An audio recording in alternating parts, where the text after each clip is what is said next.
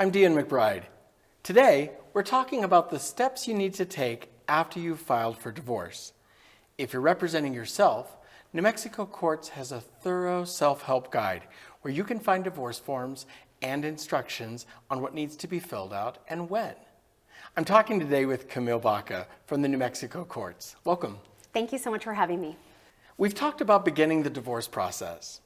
I filed for divorce and the summons packet was served. I provided the court with proof it was served, and I received the response my spouse filed to the petition. What's next?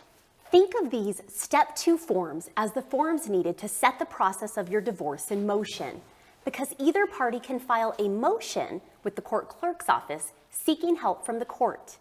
To seek temporary action by the court or to provide information to the court and to your spouse, use Step 2 forms. The information is needed to fully prepare the case for final action by the court.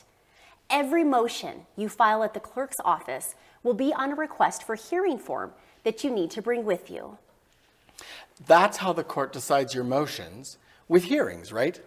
That is correct, yes. Usually the court holds a hearing on your motion. Your motion must be sent to your spouse through mail, email, fax, delivery. The first order you need to file is a temporary domestic order form, Form 4A-201. This order from the court sets temporary rules for the parties until the divorce is finalized. Some courts automatically issue the temporary domestic order form when you file for divorce, and it will be in the packet you serve on your spouse to start the case. Some courts require the party starting the lawsuit to file a motion for a temporary order, which is Form 4A-202.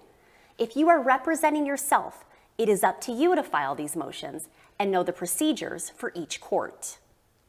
I know this happens. What if your spouse is not following the temporary domestic order or some other order in the case? If your spouse isn't following an order, including the temporary domestic order, fill out a motion to enforce order, which is 4A-209.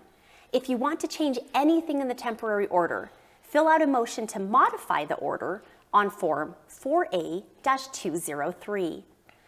If your case involves a division of property, income, and/or debt, you are required to disclose all of that information to the other party under Court Rules of Civil Procedure, which is Rule 1-123.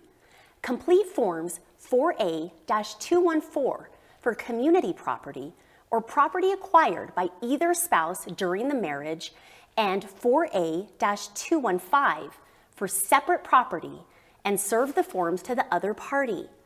Have the documentation to back it up for your hearing. Only file your certificate of compliance with the district court. Let's talk a little bit about mediation. A lot of divorce cases settle through mediation. It is a way for you and your spouse to end your marriage without having a trial and without having a judge decide everything. If you believe you will be able to settle all or part of your case using a mediator, you can file a motion for referral to mediation, which is Form 4A-204. Some courts have a mediation program that is free to use.